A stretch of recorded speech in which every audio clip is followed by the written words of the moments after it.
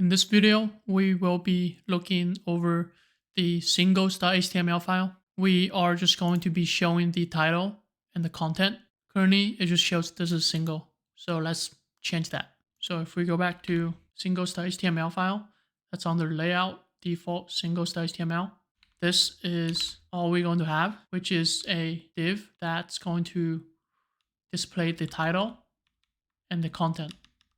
So let's add some styling to the post-container. To do this, we'll go to CSS file, write some CSS styling in our post container.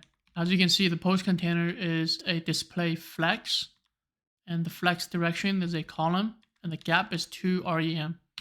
So if you save that change and go back to your web browser again, click on one of the posts, then this is what you will see.